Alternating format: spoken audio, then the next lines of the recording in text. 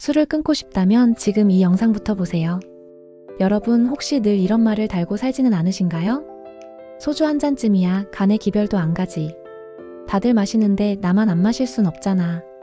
오늘까지만 마시고 내일부터는 진짜 안 마신다. 그런데 어땠나요?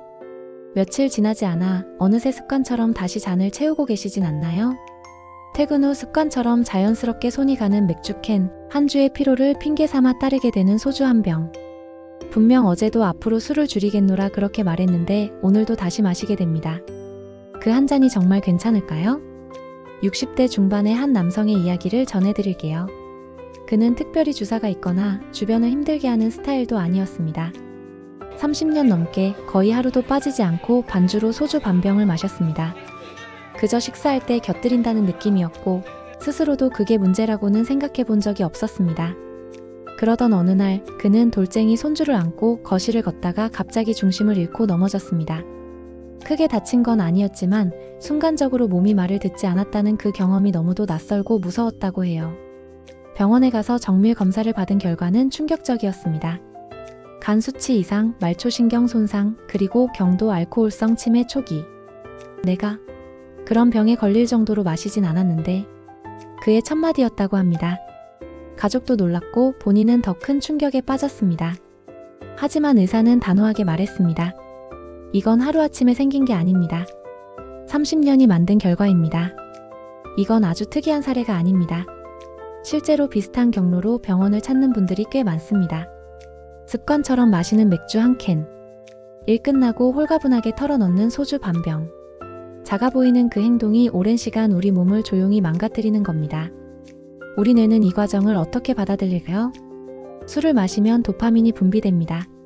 이 도파민은 기분 좋은 감정을 만들어내는 신경전달 물질입니다. 그러니까 술을 마시면 스트레스가 줄고 긴장이 풀리고 마음이 편안해지는 것 같은 기분이 드는 겁니다. 그런데 이 감정을 반복해서 경험하게 되면 우리 뇌는 술을 마시면 기분이 좋아지는구나 라고 학습합니다. 특히 외로움, 피로, 분노 같은 감정이 몰려올 때 뇌는 해결책으로 술을 꺼내드는 겁니다. 몸보다 뇌가 먼저 술을 원하게 되는 거죠. 이게 바로 중독의 메커니즘입니다. 술에 취하는 게 아니라 그 상황에서 벗어나고 싶은 마음에 술을 빌려 탈출하는 거예요. 그렇게 술은 어느 순간 기분을 다루는 도구가 되어버립니다. 하지만 문제는 이게 반복될수록 자연스러운 감정 조절 기능은 점점 무뎌진다는 겁니다. 조금만 힘들어도 참지 못하고 술을 찾게 되고 기분이 안 좋으면 이유 없이 술 생각이 나고 혼자 있는 시간마저도 술이 없으면 불안해지는 거죠. 술은 건강뿐 아니라 인생 전반을 흔듭니다. 간 기능 저하, 고혈압, 당뇨, 비만, 위장 문제는 물론이고 불면증, 불안, 우울감, 집중력 저하, 만성 피로 같은 정신적 문제까지 동반됩니다. 게다가 삶의 질도 점점 떨어지게 되죠. 책을 읽는 시간보다 술 마시는 시간이 많아지고 가족과 대화하는 시간보다 혼술하는 시간이 늘어납니다. 인간관계도 마찬가지입니다. 처음엔 기분 좋게 시작했던 술자리가 언제부턴가 다툼과 오해로 끝나고 그럴 때마다 내가 왜 그랬을까라는 후회를 반복합니다. 가족에게 미안하고 내 자신이 부끄러워지고 결국 자존감은 바닥으로 떨어지게 됩니다. 그럼에도 불구하고 왜 술을 끊기 어려운 걸까요? 단순히 내 의지가 약해서가 아닙니다. 중독은 뇌의 생리적인 변화이자 심리적인 병입니다. 그래서 끊기 어려운 거고 그래서 혼자서 하면 실패할 확률이 높은 겁니다. 그럼 어떻게 해야 할까요? 첫 번째는 선언입니다.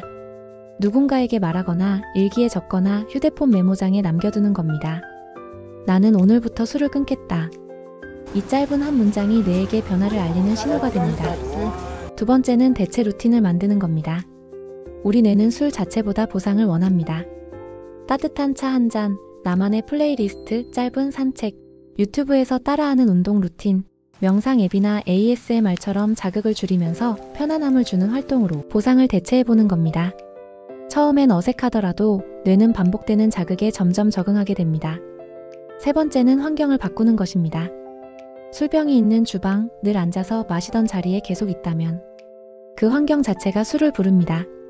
술이 없는 공간을 만들고 냉장고 속 맥주를 치우고 함께 마시던 사람들과 잠시 거리를 두는 것도 매우 중요한 전략입니다. 마지막으로 혼자 하지 마세요. 금주는 절대 혼자 하는 싸움이 아닙니다. 지원단체, 온라인 커뮤니티, 병원, 상담센터 등. 지금은 도움을 받을 수 있는 곳이 정말 많습니다. 여러분, 술은 우리 삶의 일부였을 뿐입니다. 전부가 아니었어요. 오히려 술이 사라진 삶은 훨씬 더 맑고 자유롭고 건강한 삶이 될 수 있습니다. 처음 며칠은 힘들 겁니다. 손이 떨릴 수도 있고 불안할 수도 있습니다. 하지만 시간이 지나면 분명 느낄 수 있습니다. 아, 내가 점점 회복되고 있구나. 그리고 어느 순간 이렇게 말하게 될 겁니다. 왜 이렇게 오래 걸렸을까? 이걸 진작에 끊을걸. 여러분, 술을 끊는 건 단순히 한 가지 습관을 바꾸는 게 아닙니다. 그건 내 몸을 회복하고 나를 아끼는 삶으로 돌아가는 결정입니다. 처음엔 어렵겠지만 그 길의 끝은 더 선명하고 건강한 나 자신이 기다리고 있습니다. 기억하세요. 중독은 부끄러운 게 아닙니다.